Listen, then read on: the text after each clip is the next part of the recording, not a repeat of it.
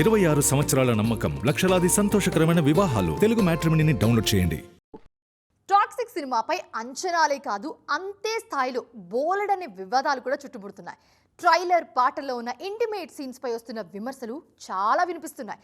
వీటన్నింటిపై యష్ తనదైన స్టైల్లో కౌంటర్ ఇచ్చారు. ఈ విషయంపై క్లారిటీ ఇచ్చారు. ఇంతకీ ఈ వివాదాలపై యష్ ఏం చెప్పారు? అసలు ఈ సినిమా కథ దేని చుట్టూ తిరగబోతోంది? టాక్సిక్ ప్రమోషనల్ కంటెంట్ వచ్చినప్పటి నుంచి రచ్చ మొదలైపోయింది. ఇక కియారా అద్వానీతో పాట వచ్చాక అది పీక్స్ కు చేరింది.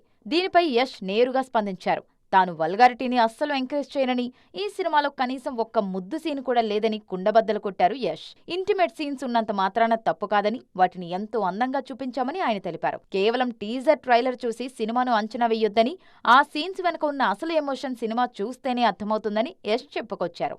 ఏ సీన్ను అయినా విడిగా చూస్తే తప్పుగానే అనిపిస్తుందని, కథలో భాగంగా చూసినప్పుడే దాని ఉద్దేశమేంటో క్లియర్గా తెలుస్తుందని చెప్పారు. అందుకే సోషల్ మీడియాలో జరుగుతున్న ప్రచారాన్ని చూసి మోసపోవద్దని యష్ ఫ్యాన్స్ ను కోరారు. టాక్సిక్ ను కేవలం యాక్షన్ సినిమాగా మాత్రమే చూడొద్దని, ఇందులో ఇప్పటి జనరేషన్ ఆలోచనలకు అద్దం పట్టే అద్భుతమైన కథ ఉందని యష్ చెప్పుకొచ్చారు. ఓల్డ్ జనరేషన్ పెట్టిన కండిషన్స్ ను నేటి యువత ఎందుకు ప్రశ్నిస్తున్నారనే పాయింట్ చుట్టూ ఈ కథ సాగుతుందని యష్ చెప్పారు. ప్రమోషన్స్ లో కనిపిస్తున్న గ్లామర్ వెనుక ఎంతో లోతైన అర్థం ఉందన్నారు ఆయన. యష్ చెప్పిన ఈ మాటలతో వివాదం కాస్త చల్లారినా అసలు సమాధానం దొరకాలంటే మాత్రం సినిమా రిలీజ్ అయ్యే వరకు ఆగక తప్పదు. విభిన్నమైన కాన్సెప్ట్ తో తెరకెక్కిన ఈ చిత్రం ఆగస్టు 26న విడుదల కానుంది.